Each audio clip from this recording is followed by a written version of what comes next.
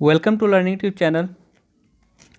पहला क्वेश्चन, नगन मोटाई वाले एक धातु के एक पाइप की त्रिज्या जो है 21 सेंटीमीटर यानी रेडियस जो है वो 21 सेंटीमीटर दिया गया है और लंबाई 90 सेंटीमीटर यानी जो हाइट दिया गया है वो 90 सेंटीमीटर दिया गया है।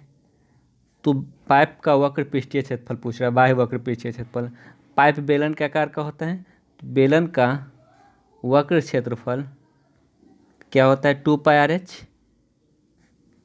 2πr/h तो 2 पाई के बदले में 22/7 और रेडियस कितना दिया गया 21 सेंटीमीटर और ऊंचाई दिया गया है 90 सेंटीमीटर।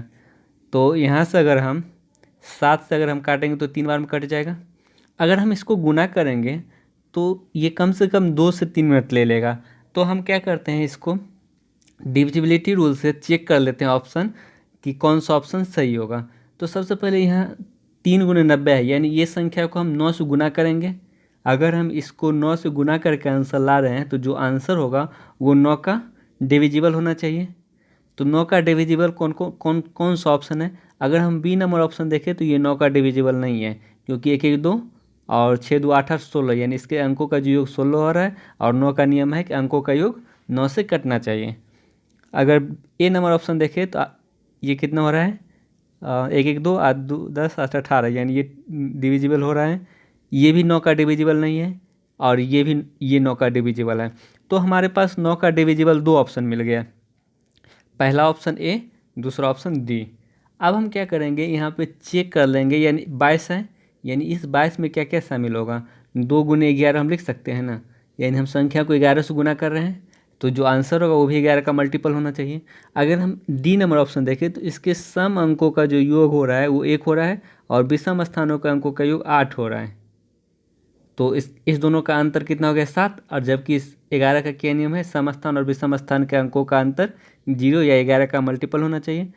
तो ये ऑप्शन 11 से नहीं कट रहा है तो ये भी ऑप्शन खत्म। तो हमारे पास एक ही ऑप्शन बचा ए। तो डिविजिबिलिटी रूल से हम जितना जल्दी हो सके इसको चेक कर लेंगे। नेक्स्ट सवाल आते हैं।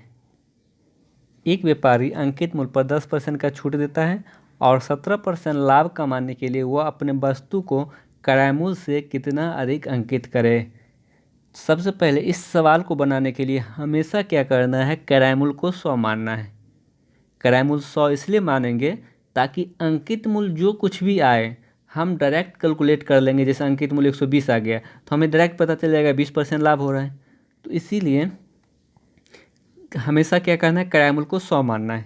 ठीक है, अगर हम क्रय मूल्य 100 मानेंगे, 17% लाभ कमाना चाहता है तो जो विक्रय मूल्य होगा वो कितना हो जाएगा 117, अगर 17% लाभ कमाना चाहता है। अब आते हैं अंकित मूल्य पे। क्या बोला है, व्यापारी अंकित मूल्य पर 10% का छूट देता है। अगर हम अंकित मूल्य को x मान लेते हैं, ये अंकित मूल्य है, अगर हम इस पर 10% का छूट देंगे तो 90% पे बेचेंगे और हम बेच कितना पे रहे 117 पे, यानी ये जो 90% का वैल्यू आएगा वो 117 आ जाएगा। तो ये 0 से 0 कट गया, 9 से कितना बार में 13 9 में 117, 13 बार में, तो x इक्वल टू कितना आ गया 130, यानी अंकित मूल्य जो है वो कितना आ गया, ये x किसको माने थे अंकित मूल्य को ना, तो अंकित मूल्य 130 आ गया। तो हम क्रय मूल्य को अंकित मूल्य को कितना अधिक बढ़ा के अंकित किए, 30% अधिक बढ़ा के अंकित किए। 130 आया, यानी 100 में अगर हम 30% बढ़ाएंगे तो 130 हो जाएगा, यानी इसका जो आंसर होगा वो 30% हो जाएगा। तो इसीलिए क्रय मूल्य को 100 माने ताकि जो भी अंकित मूल्य आए डायरेक्ट कैलकुलेट हो जाए परसेंटेज। नेक्स्ट आते हैं, 465 सिक्कों में 1 रुपया 50 पैसे और 25 पैसे के सिक्के हैं, उनका मान 5:3:1 दिया गया है। यानी सिक्कों का जो मान है वो 5:3:1 दिया गया है। जैसे कहने का मतलब है, अगर 5 रुपया का सिक्का है और हमारे पास 4 सिक्का है, यानी ये 5 रुपया का प्रकार हो गया और ये सिक्कों की संख्या हो गया। अगर 5 रुपये का 4 सिक्का है तो मेरे पास टोटल कितना रुपये हो जाएगा 20 रुपये, यानी ये क्या हो जाएगा मूल्य हो जाएगा। ठीक है, अगर हम प्रकार को संख्या से डिवाइड कर दें तो मूल्य आ जाता है। अगर इसी तरह से हम इस प्रकार को काट के यहाँ पे लाएंगे, इसका मतलब अगर हम टोटल मूल्य को प्रकार से डिवाइड करेंगे तो पता चल जाएगा सिक्कों की संख्या कितना है। तो उसी तरह से सेम यहाँ पे जो सिक्के का मान दिया गया है वो 5:3:1 दिया गया है, यानी 1 रुपया, 50 पैसा और 25 पैसा। 1 रुपया, 50 पैसा और 25 पैसा ये सिक्के का प्रकार हो गया, और सिक्के का जो मान है वो कितना रुपया है, 5:3:1 दिया गया है। तो अगर टोटल मान 5 रुपया है और सिक्के का प्रकार 1 रुपया का है, तो टोटल संख्या कितना हो जाएगा, 5/1, 5 सिक्का यहाँ पे हो जाएगा। टोटल 3 रुपया है तो 50 पैसे का कितना सिक्का होगा, यानी 6 सिक्का हो जाएगा। 3 को अगर हम 50 से डिवाइड करेंगे 0.50 से, अगर टोटल 1 रुपया है तो 25 पैसे का कितना सिक्का हो जाएगा, 4 सिक्का हो जाएगा। तो 25 पैसे का 4 सिक्का होगा तभी तो ये 1 रुपया बन जाएगा। तो हमारे 1 को 0.25 से डिवाइड करेंगे तो 4 रुपया आ जाएगा। तो अब सिक्के का संख्या का अनुपात आ गया 5:6:4। टोटल अनुपात में कितना सिक्का हो रहा है, 6 5 11 4 15, यानी टोटल 15 सिक्का हो रहा है। और जबकि टोटल सिक्का दिया गया है 465, यानी 15 का वैल्यू 465, तो 1 का वैल्यू कितना हो जाएगा, 31। तो किसका वैल्यू पूछ रहे हैं, हर प्रकार के सिक्के। तो पहला प्रकार का सिक्का 5 था तो 5 का वैल्यू 155। तो अगर 155 एक ही ऑप्शन में मिल रहा है तो हम डायरेक्ट आंसर टिक आउट कर सकते हैं। वैसे अगर 1 का वैल्यू जब 31 तो 6 का वैल्यू कितना हो जाएगा, अगर हम 6 से गुना करेंगे तो 186, तो ये 186 आ गया। तो यहाँ पे मान का जो अनुपात है वो 5:3:1 दिया गया था। तो अगर टोटल 5 रुपया है तो 1 रुपया का कितना सिक्का होगा, 5 सिक्का हो जाएगा। टोटल 3 रुपया है तो 50 पैसे का कितना सिक्का होगा, 6 सिक्का हो जाएगा। अगर टोटल 1 रुपया है तो 25 पैसे का कितना सिक्का होगा, 4 सिक्का हो जाएगा। और ये तीनों सिक्का का अनुपात आ गया। उसके बाद हम लोग सवाल को सॉल्व कर लेंगे। नेक्स्ट आते हैं, एक बल्लेबाज 15वीं पारी में 58 रन बनाता है और इस प्रकार अपने औसत में 3 का वृद्धि कर लेता है। तो 15वीं पारी के बाद उसका औसत क्या होगा। जैसे इस तरह के सवाल हम एक स्पेशल वीडियो भी बना चुके हैं हार्ड क्वेश्चन सीरीज में। 15वीं पारी में अगर 58 रन बनाता है तो हम मान लेते हैं, माना कि 14वीं पारी तक का जो औसत था, 14वीं तक का औसत वो x था। अगर 15वीं पारी में 58 रन बनाता है तो हम 14वीं पारी तक का औसत जो है वो x मान लेते हैं। तो इसका मतलब 14 पारी तक टोटल रन 14x हो जाएगा। अगर 15 पारी में 58 रन बनाता है तो अगर हम इसमें 58 जोड़ देंगे तो ये 15 पारी तक का टोटल रन आ जाएगा। ये 15 पारी तक का टोटल रन, अगर हम इसको 15 से डिवाइड कर देंगे तो 15 पारी का औसत आ जाएगा। और इसके औसत में क्या बोला जा रहा है कि पहले की अपेक्षा में 3 वृद्धि हो गया, औसत में 3 का वृद्धि करता है। तो ये नेक्स्ट +3 हो जाएगा। तो यहाँ से 14x + 58 बराबर 15x प्लस कितना हो जाएगा, 45। तो x बराबर कितना हो जाएगा, 13। x बराबर कितना आ गया, 13। यानी 14 पारी तक का जो औसत होगा वो कितना आ गया, 13। यहाँ पे बोला मान 14वीं पारी तक का औसत हम लोग x माने थे, तो 14 पारी तक का औसत 13 आ गया। तो क्या चीज़ सवाल पूछ रहा है, 15वीं पारी के बाद उसका औसत क्या है। तो 15वीं पारी में उसका औसत 3 का वृद्धि हो गया था, तो 13 + 3 16, यानी 15वीं पारी में जो उसका औसत होगा वो 16 हो जाएगा। इसका जो आंसर होगा वो C नंबर ऑप्शन हो जाएगा। तो इस टाइप का सवाल हम लोग हार्ड क्वेश्चन के सीरीज में भी कर चुके हैं। अब नेक्स्ट आते हैं, क्या है कि x और y एक काम को 30 दिन में कर सकता है। वे 6 दिन तक एक साथ काम करते हैं। तो टोटल काम को 30 दिन में करता है और 6 दिन अगर एक साथ काम किया तो 6 दिन में कितना भाग कर देगा, 6/30 भाग कर देगा, यानी 1/5 भाग कर देगा। 6 से 5 बार में कट गया, 1/5 भाग पूरा हो गया। ठीक है, तो अब शेष कितना बचा, शेष बचा मेरे पास 4/5 काम। और इस 4/5 काम को y 32 दिनों में पूरा करता है। फिर x छोड़ गया और y शेष काम को 32 दिनों में पूरा करता है। यानी अगर 4/5 काम को 32 दिन में करता है तो 4/5 को 32 के बराबर कर देंगे। तो ये 4 से कितना बार में, 8 बार में, तो 8 पंचे 40, यानी इसका मतलब y टोटल काम को कितना दिन में करेगा, 40 दिन में करेगा। तो क्या चीज़ पूछ रहा है, y उस काम को अकेला उस काम को कितना दिन में करेगा, 40 दिन में करेगा, यानी ऑप्शन नंबर D हो जाएगा। अब नेक्स्ट आते हैं, वो न्यूनतम घन पूर्णांक जो पूर्ण वर्ग हो और 21, 36 और 66 में प्रत्येक द्वारा विभाज्य भी हो।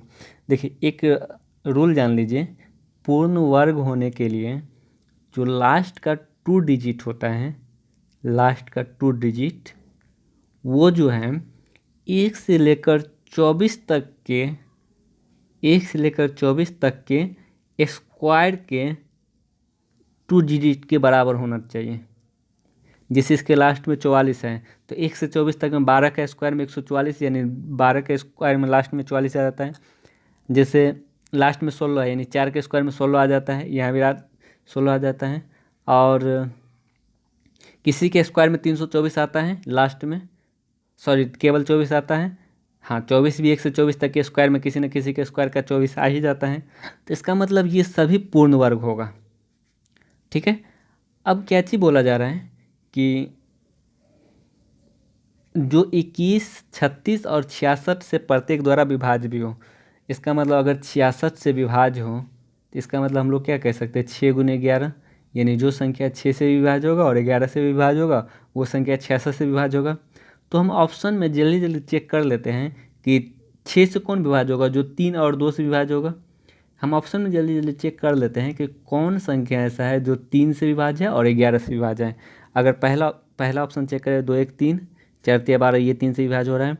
5 1 6, 8 1 9, ये भी 3 से विभाज्य हो रहा है। 8 1 9, 4 2 6, ये भी 3 से विभाज्य हो रहा है। और 5 4 9, 2 1 3, ये भी 3 से सब विभाज्य हो रहा है। तो अब मेरा क्या अगला काम क्या होगा कि देखेंगे कि 11 से कौन विभाज्य हो रहा है। तो 11 से विभाज्यता के नियम से चेक करेंगे, 6 1 7, 7 2 9, ऊपर 9 हो रहा है। और इधर 8 6 14 4 18, ऊपर 18 हो रहा है। तो इस दोनों का जो अंतर आ गया वो कितना आ गया, 9। तो क्या मतलब 11 का नियम फॉलो नहीं कर रहा है। तो इसका मतलब ये जो संख्या है डी ऑप्शन, ये 11 से जब नहीं कट रहा है तो 66 से कैसे कटेगा। अगर ऑप्शन नंबर बी का बात करें तो 4 2 6 1 7, और इधर जो विषम अंक को जोड़ रहे हैं तो 2 + 0 2 और 6 2 8, यानी नीचे 8 हो रहा है ऊपर 7, यानी इस दोनों का अंतर 1 आ गया, यानी ये भी 11 का डिविजिबल नहीं है। तो इसका मतलब ये भी ऑप्शन नहीं होगा। जब 11 से नहीं कट रहा है तो 66 से कैसे कटेगा। जो संख्या 66 से कट रहा है वो संख्या 11 से भी कटना चाहिए। अगर हम अब नेक्स्ट देखें ऑप्शन नंबर ए, सी देख लेते पहले, यानी 6 1 7 1 8, यानी विषम अंकों का योग 8 हो रहा है, सॉरी सम अंकों का योग। इधर 8 5 13, 6 19, यानी 19 में से 8 गया 11। हाँ ये संख्या 11 का डिविजिबल हो सकता है, यानी ये संख्या 11 का डिविजिबल मिल गया। अब ऑप्शन नंबर हम ए चेक करते हैं, 3 2 5 4 9, फिर 4 1 5 4 9, यानी ऊपर भी 9 आ रहा है, ऊपर भी नीचे भी 9 आ रहा है। तो इस दोनों का अंतर 0 हो गया, यानी ये भी 11 का डिविजिबल है। अब 11 का डिविजिबल मिल गया तो अब हम किसी और संख्या का डिविजिबल चेक करने की कोशिश करेंगे। जैसे ये 36 था, 36 को हम लोग क्या लिख सकते हैं, 9 गुने 4, यानी जो संख्या 9 से कटे और 4 से कटे वो संख्या 36 से भी कटेगा। अब 9 से कटने वाला हम संख्या को अगर खोजें तो 9 से कटने वाला संख्या कौन है, तो 8 1 9, ये दोनों को हटा देते हैं। 6 6 12, 5 17 1 18, यानी ये 9 से कट रहा है। 4 4 8 4 12, 3 15 1 16 2 18, ये भी 9 से कट रहा है। अब हमारे पास एक ऑप्शन 21 बचा। अब 21 को हम लोग क्या लिख सकते हैं, 7 गुने 3। अब हम क्या करेंगे, जल्दी जल्दी 7 का डिविजिबल चेक कर लेंगे कि 7 से कौन कट रहा है। अगर हम इसको देखो तो 7 9 14 और 7 चौक 28, 7 में ये 7 से कट जा रहा है, ये 7 9 14, ये 7 से नहीं कट रहा है। ऑप्शन नंबर सी 7 से नहीं कट रहा है। तो एक ही ऑप्शन ऐसा मिला जो 3 से भी कट रहा है, 9 से भी कट रहा है, 11 से भी कट रहा है, तो और 7 से भी कट रहा है। तो जो ऑप्शन होगा वो इसका आंसर 1 हो जाएगा। तो इसी तरह से हम इस सवाल को डिविजिबिलिटी के रूल से जल्दी बना सकते हैं। ये सवाल हम लोग नंबर सिस्टम के पार्ट में देख चुके थे, फिर भी देख लेते हैं। तो अगर हम इसमें से कॉमन लेंगे 0.11 का क्यूब तो यहाँ क्या बचेगा। अगर हम कॉमन लेंगे, सारा चीज़ तो कॉमन ले लियो तो 1 का क्यूब बचा, प्लस अगर हम 0.11 कॉमन ले लिए तो 2 का क्यूब बच गया, 0.11 का क्यूब कॉमन लिए, प्लस ये जाते जाते कहाँ तक जाएगा, 0.11 क्यूब कॉमन ले लो तो ये यहाँ पे 9 का क्यूब बचेगा, यानी ये 0.11 इसमें से कॉमन ले, 0.99 में से अगर हम 0.11 कॉमन लिए तो 9 केवल बच गए। अब हम देखें तो यहाँ से लेकर यहाँ तक का मान ये दिया गया है 2025, यानी 0.11 का जो क्यूब है वो कितना गुने 2025, और 0.11 का क्यूब क्या होता है 1331, और अगर पॉइंट के बाद 2 अंक हैं तो क्यूब करेंगे तो पॉइंट के बाद 6 अंक होना चाहिए, ठीक है, गुने 2025।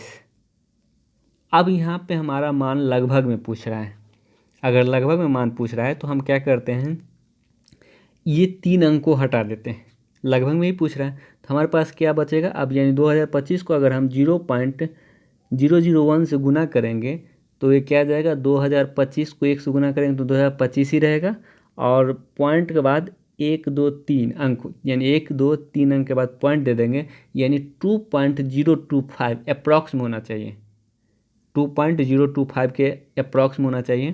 तो जो इसका आंसर होगा वो क्या हो जाएगा 2.695, यानी 2.025 हो गया, यानी 2 पॉइंट के अप्रॉक्स में होना चाहिए, तो 2 पॉइंट के अप्रॉक्स में एक ही ऑप्शन सी नंबर दिया गया, तो जो इसका आंसर होगा वो सी हो जाएगा, क्योंकि हमें अप्रॉक्सीमेशन वैल्यू लेना था, तो अप्रॉक्सीमेशन वैल्यू में हम क्या करते हैं 3 अंक को हटा दिए, केवल 3 ही अंक से काम चला लिए। अब नेक्स्ट सवाल आते हैं, ABC मिलकर एक व्यवसाय के लिए 50,000 रुपये निवेश करता है, A B का अपेक्षा 4,000 अधिक और B C की अपेक्षा 5,000 अधिक देता है, यानी A B C 3 व्यक्ति हैं, C अगर X रुपये देता है तो B क्या करता है 5,000 अधिक देता है, तो यानी X प्लस 5,000। अब A क्या करता है, इससे 4,000 अधिक देता है, तो इसका मतलब A X प्लस 9,000 देगा, B से 4,000 अधिक, और ये तीनों मिला के 50,000 हो रहा है, तो यानी अगर हम इस तीनों को जोड़ेंगे तो 3x प्लस 9,000 प्लस 5,000 14,000 हो रहा है तीनों का अनुपात में, और वास्तव में कितना हो रहा है 50,000, तो 3x बराबर 36,000, तो x बराबर कितना आ गया 12,000, यानी अगर x बराबर 12,000 हो गया तो इसका मतलब ABC का अनुपात आ जाएगा, यानी C अगर 12,000 दिया तो B कितना दिया 12,000 प्लस 5,000 यानी 17,000, और A कितना दिया 12 9 21,000, तो 21:17:12 हो जाएगा, तीनों जीरो को अगर हम हटा देंगे अनुपात में लाने के लिए हम क्या कर सकते हैं, तीनों जीरो को हटा देंगे तो भी बात बराबर ही पड़ेगा, यानी उसके जो अनुपात आ गया लाभ का अनुपात 21:17:12, तो 30,000 में A का हिस्सा, तो A का हिस्सा कितना हो रहा है 21 बट्टा टोटल कितना है 21 17 38 और 12 50, 21 बट्टा 50 गुने 30,000, 30,000 में A का हिस्सा पूछ रहा है, तो A का हिस्सा कितना है 21 बट्टा 50, यानी 30,000 का 21 बट्टा 50 निकालेंगे तो 50 से 6 बार में, 50 से 300 यानी 600 बार में, यानी 6 6 9 12 यानी 12,600, इसका ऑप्शन सी हो जाएगा, ठीक है। तो जो लाभ का अनुपात होता है वो पूंजी का अनुपात के बराबर होता है, तो इसके पूंजी का अनुपात निकालिए 12,000 अनुपात 17,000 अनुपात 21,000, यानी 21 17 12 उसके पूंजी का अनुपात आ गया, तो लाभ का अनुपात निकाल लिए। अब नेक्स्ट आते हैं, वह न्यूनतम संख्या जिसे 48 64 90 और 120 से विभाजित करने पे 38 54 80 और 110 शेष बचता है, यानी 48 64 90 और 120 से विभाजित करने पर कितना 38, यानी 48 से विभाजित करने पर 38 शेष बचता है, 64 से विभाजित करने पर 54 शेष बचता है, 90 से विभाजित करने पर 80 शेष बचता है, और 120 से विभाजित करने पर 110 शेष बचता है। तो इसका अंतर क्या आ रहा है 10, हर जगह अंतर 10 आ रहा है। अगर हर जगह अंतर बराबर आए तो कुछ नहीं करना है, 48 64 90 और 120, यानी 48 64 90 और 120 का एलसीएम ले लेना, ठीक है। तो एलसीएम अगर हम लेंगे तो ऑप्शन में देखिए कोई एलसीएम आ रहा है, आदू 10 से 16, ये 3 का मल्टीपल नहीं है, 9 का मल्टीपल नहीं है, आदू आज 10 और 17, ये भी 9 का मल्टीपल नहीं, ये भी 9 का मल्टीपल नहीं है, 8 और 16 2 18, तो 9 का मल्टीपल 2880 आ रहा है। तो इसका मतलब जो इसका एलसीएम होगा वो 2880 होगा। अगर इसका एलसीएम 2880 है और इस दोनों का अंतर 10 हो रहा है, तो हम अंतर को क्या करेंगे, इसमें से माइनस कर देंगे।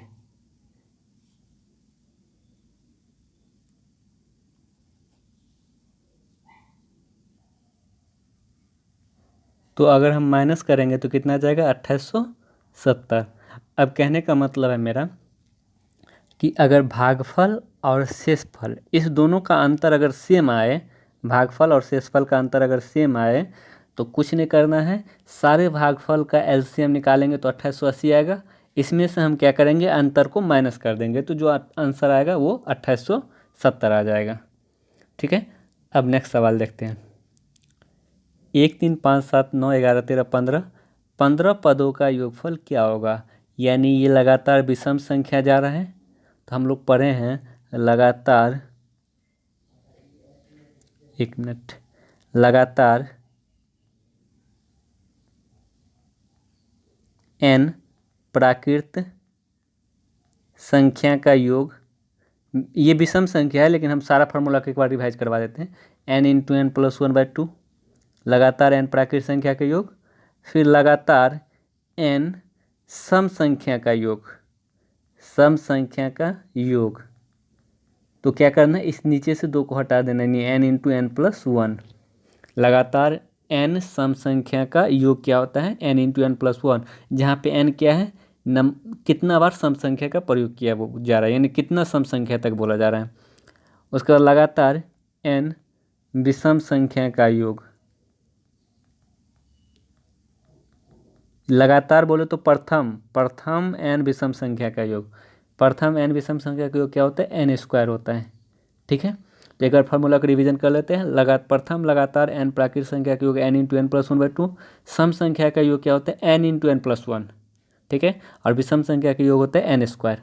तो 15 पदों तक का योग, यानी ये विषम संख्या जा रहा है, तो इसका 15 का स्क्वायर कितना हो जाएगा, 225, यानी इसका जो आंसर होगा वो 225 हो जाएगा।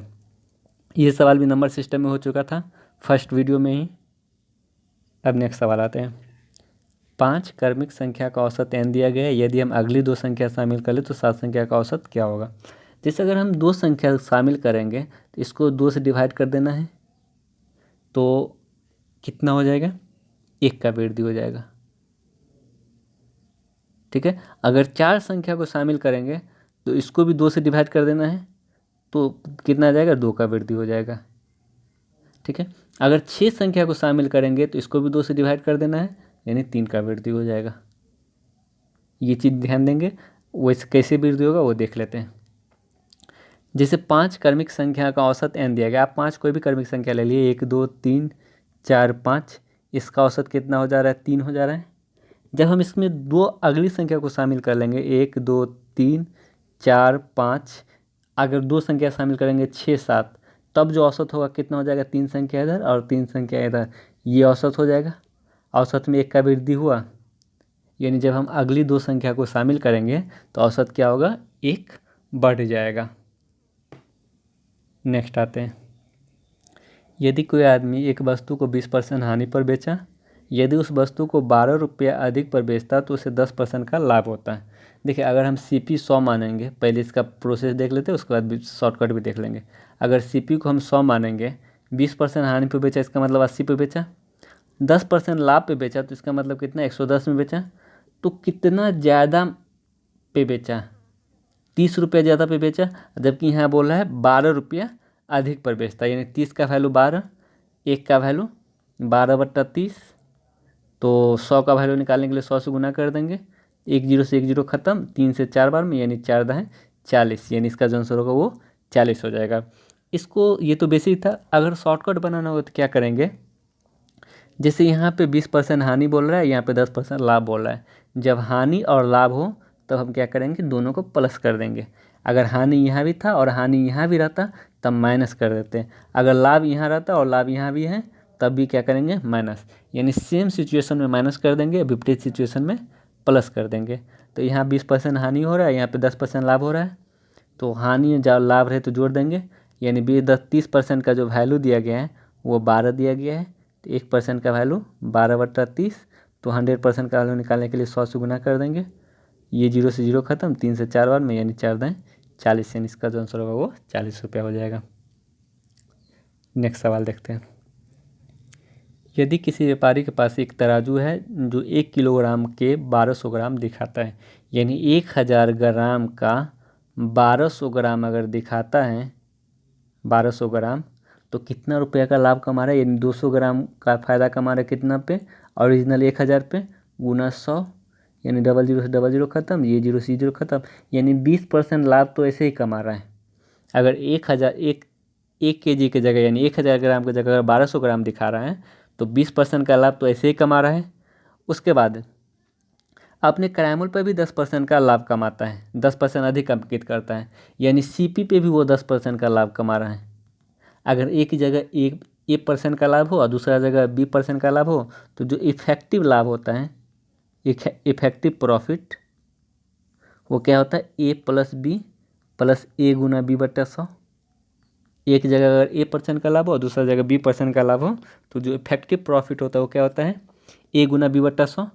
तो यहाँ पे 20% का लाभ कमा रहा है और यहाँ पे 10% का लाभ कमा रहा है। तो 20 + 10 + 20 गुने 10/100, यानी ये 00 से कैंसिल हो जाएगा। तो 20 10 30 2 32, यानी टोटल 32% का लाभ कमाएगा। ऑप्शन नंबर ए इसका आंसर हो जाएगा। अब नेक्स्ट आते हैं।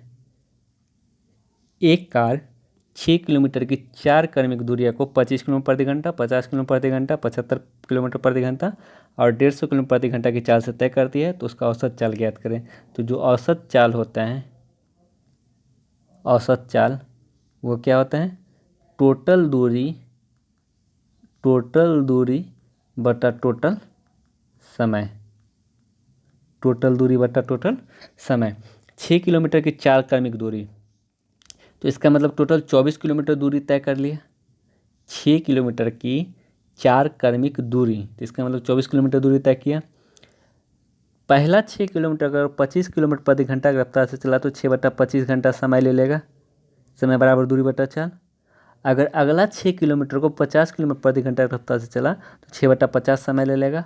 फिर अगला 6 किलोमीटर को अगर 75 किलोमीटर प्रति घंटा की रफ्तार से चला तो 6/75 समय ले लेगा। और अगला 6 किलोमीटर को अगर 150 किलोमीटर प्रति घंटा की रफ्तार से चला तो 6/150 समय ले लेगा। तो टोटल जो समय होगा वो कितना हो जाएगा? 150 एलसीएम लेंगे तो 25 से 6 बार में और 6 छक्के 36, 50 से ये 3 बार में, 6 तिया 18 और 75 से 2 बार में, 6 9 12 और 150 से 1 बार में +6, यानी टोटल मिला के कितना हो जाएगा? 12 6 18 18 36 9 72/150, यानी टोटल समय मेरे पास आ गया 72/150। टोटल दूरी 24 और टोटल समय 72 और बटा 150 करेंगे तो ये 150 ऊपर चला जाएगा। तो 24 से 3 बार में और 3 से 50 बार में, यानी टोटल जो इसका औसत चाल आएगा वो 50 किलोमीटर पर आवर, यानी ऑप्शन नंबर बी हो जाएगा। नेक्स्ट आ जाते हैं। 4000 रुपये के मूलधन का 5% प्रति वर्ष की दर से 2 वर्ष के लिए चक्रवृद्धि ब्याज और साधारण ब्याज में अंतर क्या है? तो जो 2 ईयर में CI और SI का जो अंतर होता है वो क्या होता है? PR² बटा 100 का स्क्वायर। और 3 ईयर में CI और SI का जो अंतर होता है वो क्या होता है?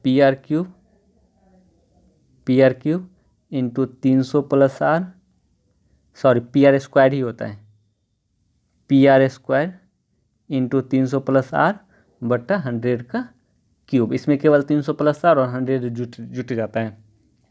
तो यहाँ 2 ईयर में CI SI का अंतर पूछ रहे हैं, तो मूलधन 4000 गुने 5 गुने 5, 5% दर था तो R² 5 गुने 5 बटा 100, 00 00 कट गया। तो यहाँ पे क्या आ जाएगा? 40 पंचे 200 पंचे 1000,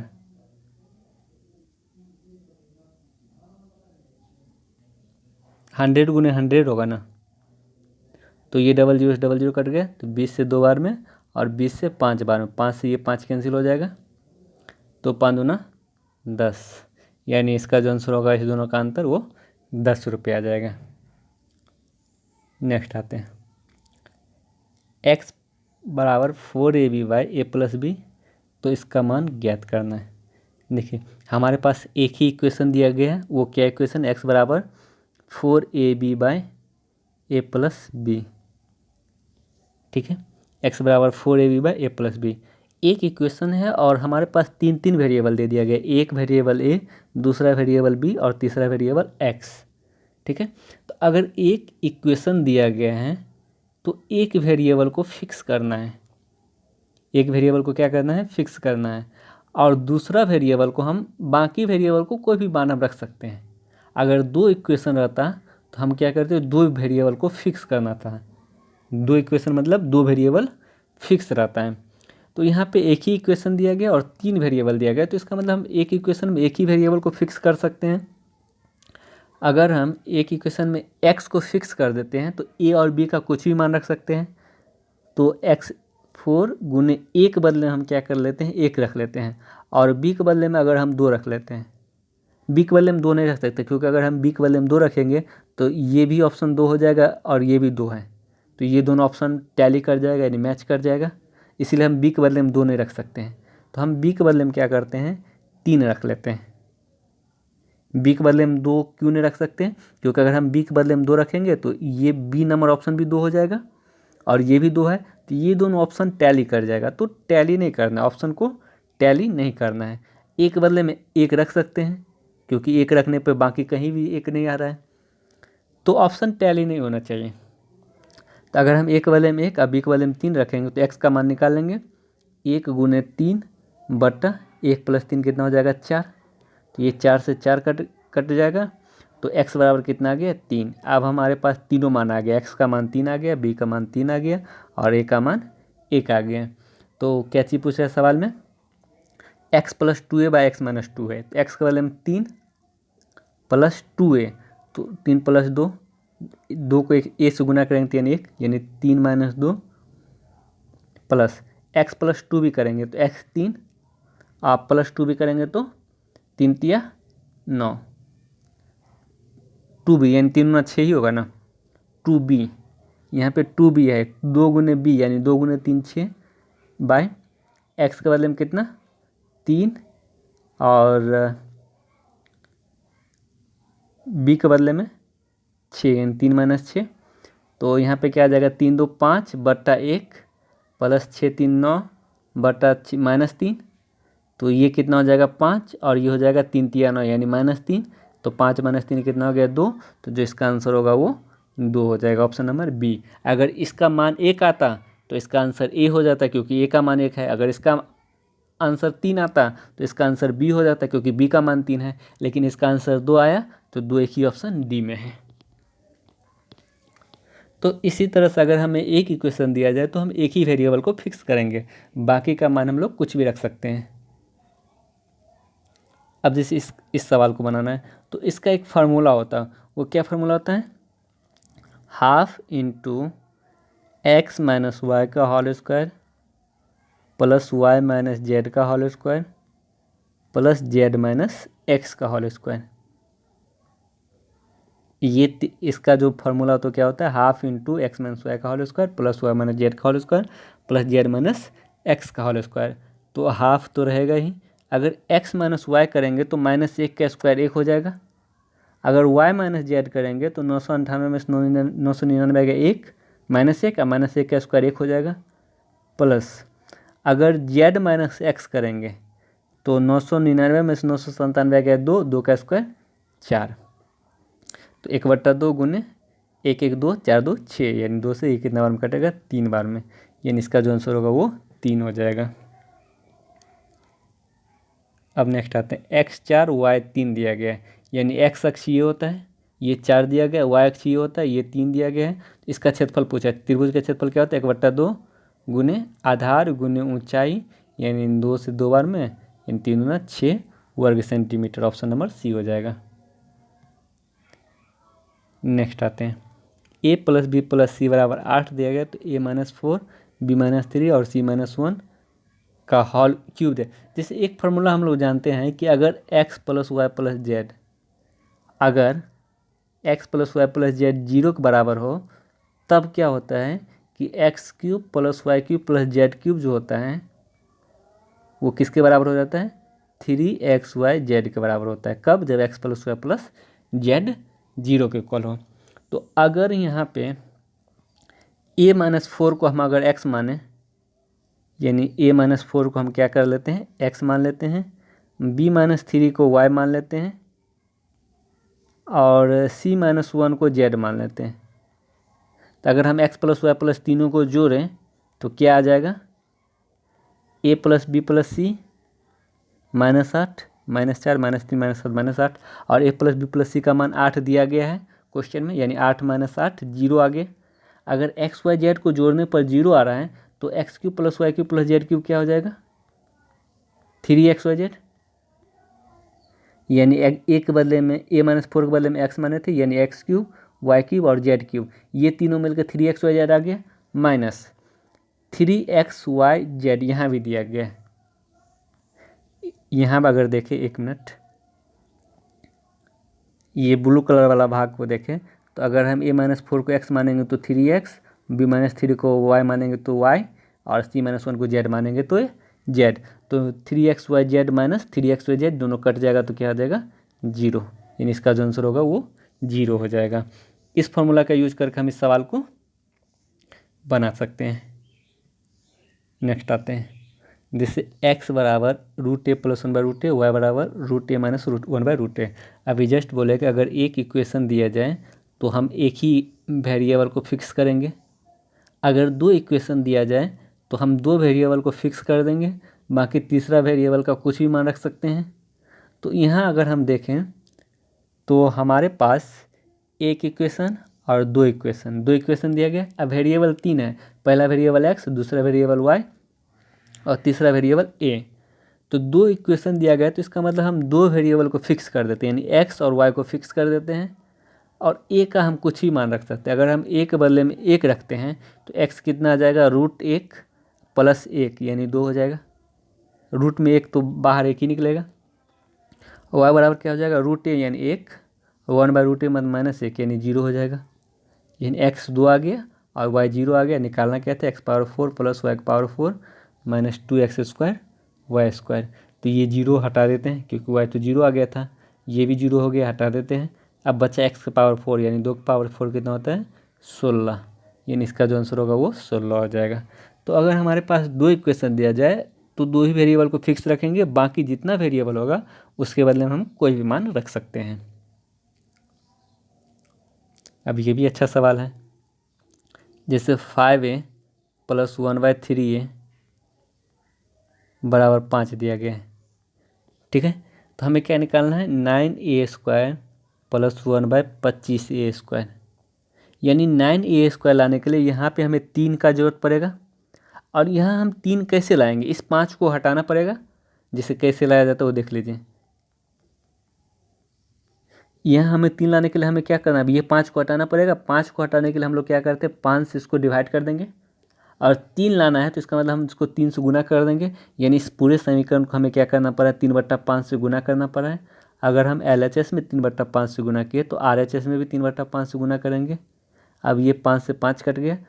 अब अगर ये दोनों मल्टीप्लाई होगा तो ये 5 से 5 कैंसिल हो जाएगा तो 3x बचेगा, प्लस और ये दोनों मल्टीप्लाई होगा तो ये 3 से 3 कट जाएगा तो 1/5 बचेगा बराबर 3। अब हम स्क्वायर कर देते हैं दोनों बगल, तो ये a प्लस बी का होल स्क्वायर क्या होता है, a² यानी 9x², सॉरी यहाँ पे x था, ये हर जगह तो a है सॉरी a है, हर जगह a है। तो 9a² a² प्लस b² करेंगे तो 1/25b² a² plus 2ab, 2a के बदले में 3a और b के बदले में 1/5a बराबर 9, 3 का स्क्वायर 9, तो ये a से a कैंसिल हो जाएगा।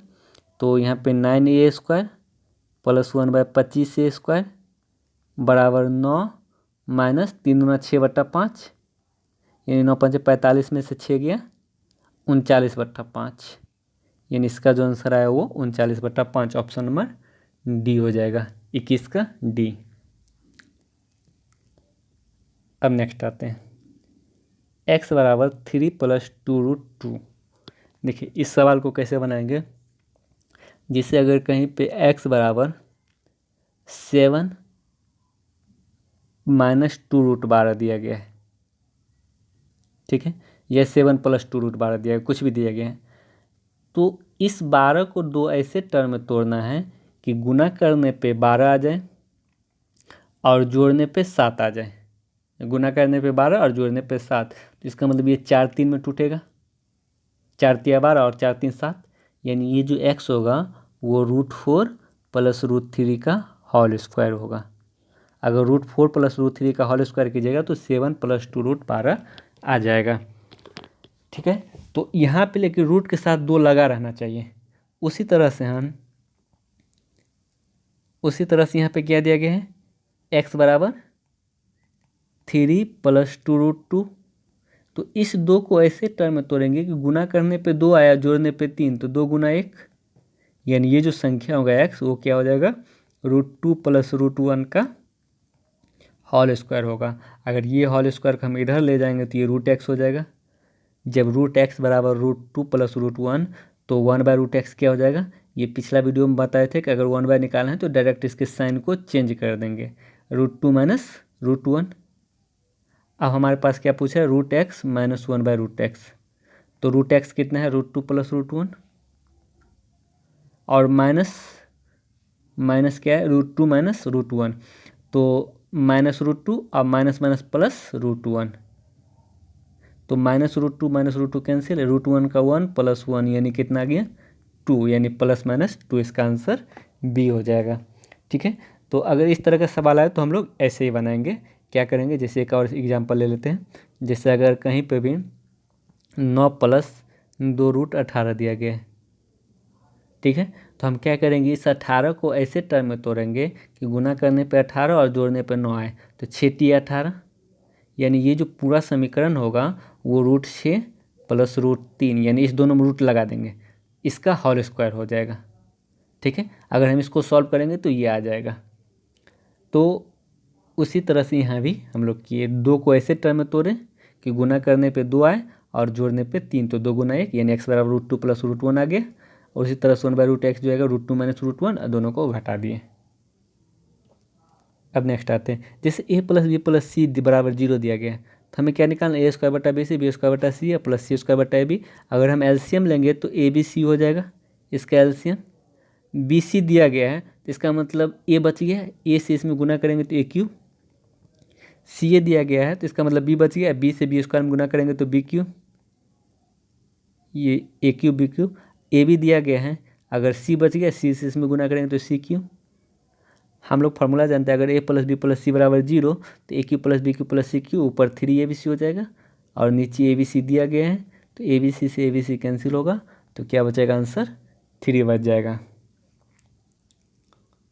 अब नेक्स्ट आते हैं, 4 की पावर 61 प्लस 4 की पावर 62 प्लस 4 की पावर 63 निम्नलिखित किससे विभाज्य होगा।